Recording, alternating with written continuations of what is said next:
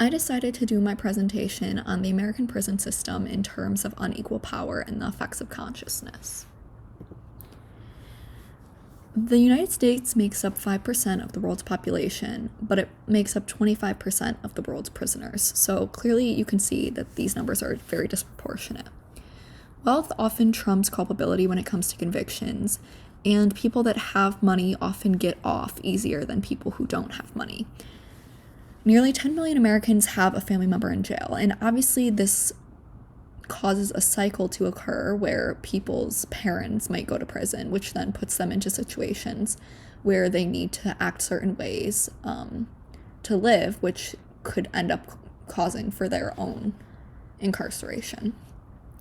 More incarceration doesn't lower violent crimes. It actually doesn't have that much effect on the numbers when you look at it, because most of these people who are being incarcerated in such large numbers are not the people who are committing violent crimes.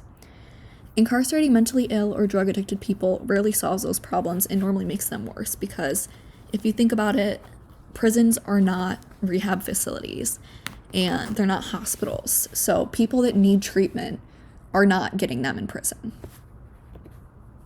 Here's just a little graphic I included to show that the U.S. incarceration rate has more than quadrupled since 1970. You can see in 1970 it was at 160 people per 100,000, and by 2014 it was at 690, which it actually went down a little bit from 2010.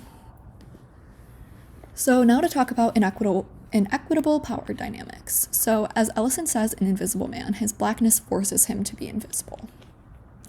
He pretty much has to be invisible in order to be safe.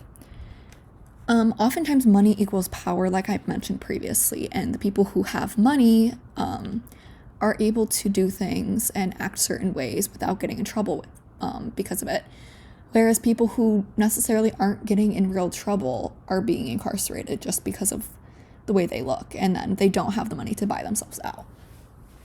So the people that are in power obviously do everything to stay in power because everyone wants to be at the top, but that causes another cycle to occur because the people in power are not very concerned about the people who aren't in power, and therefore they just keep mistreating them and causing things like mass incarceration to occur. So inequitable healthcare, education, and general lack of opportunities results in this cyclic pattern of injustice. When people don't have access to the same healthcare or the same education or the same job opportunities as people in more wealthy neighborhoods, it makes sense that they have to do other things to survive, things that sometimes lead to their own imprisonment. Systematic racism works hard to keep people of color in positions of poverty.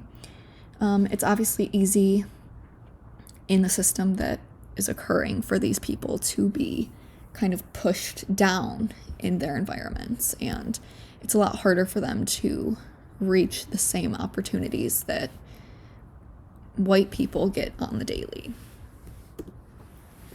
So, as Davis said, Frederick Douglass used his own increasing consciousness to get closer to liberation. A quote from the article is actually, Douglass used his knowledge over his owner. So Douglass used his consciousness and his awareness of his situation to overpower his slave owner, which is something that, slaves wouldn't physically fight back most of the time. And they also didn't mentally fight back because their owners didn't really give them that opportunity, because they know that knowledge was the most powerful thing that a slave could have. So slaves owners didn't want their slave to gain consciousness about the system, which is why they oftentimes didn't let them read or write. And consciousness can be used as a way of resisting and refusing, obviously. The more you know, the more you can do. So this is how inequitable power dynamics lead to mass incarceration. People of color are wrongly assumed to be inherently more dangerous than white people, which then leads to wrongful convictions and harsher punishments. Incarceration rates for African Americans and Hispanics have remained much higher than those for white people, sustaining and at times increasing already significant racial and ethnic disparities. So again, there's this cycle of African Americans and Hispanic people who have family members in prison or who have friends that are going to prison, and this puts them in positions where there's really nowhere else to go. Money has too much of an impact on who stays in prison and who gets to go off free. So this brings me to a quote from Dr. Chris Serprenant, who wrote a book about the concept of mass incarceration in terms of money and finances. So you can read this quote, but basically he's saying that there are people in prison right now who could be released if they only had $1,000. And there's nothing else stopping them from getting out but the fact that they don't have $1,000. So when you think about that, you realize, well, if these people are not too much of a threat to be released, why are they being held for $1,000? And it really becomes an issue of justice and an issue of money, because the only difference between them and a free person is that they don't have $1,000 to pay to get out. So this is how increased consciousness leads to liberation. So slave owners in American prisons both use tactics like isolation and alienation. A lot of times in prisons, people are put on isolations so that they can't communicate with each other and, try to better themselves.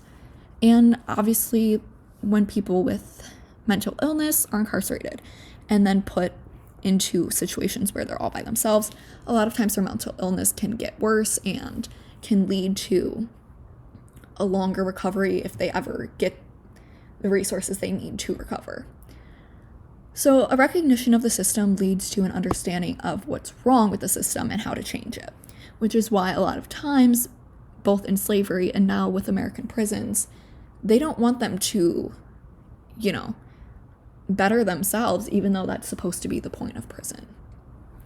It is a lot easier to keep uneducated people in prison and incarcerated because they don't know better. And it's a lot easier to say, oh, these people are bad, they don't have an education, they can't do this, they can't do that, than have educated people in prison who then you see that they really shouldn't even be there. Obviously, education and consciousness equals power. So to wrap it up, this is my last slide. It is clear that America has a prison problem. We must work to level the playing field and to reform policies that lead to incarceration of children for minor crimes and things like school-related offenses. Because that's really, you can see how some people in situations like this don't even get the opportunity to graduate high school because, they mess around at school and then suddenly they're in juvie. So ensuring that prisoners are not subjected to, inhumane conditions and that they receive proper medical and mental health care is also very important. A lot of people who might be mentally ill or have a drug problem are picked up off the street, and when they really need help from a hospital or rehab, they instead are thrown into jail, which it's not something, they don't have the resources to help people like that. So again, stop sending people with mental health and or drug problems to prisons, because that's not where they're going to receive help, and they deserve to be helped. So another thing you can do is advocate for rational policies and laws that can keep communities safe while also lowering the prison population and reducing the impact of mass incarceration on vulnerable communities and communities of people of color. And finally, personally, to resist and refuse, obviously you can speak up for the people who can't and use your voice and get your point of view out there.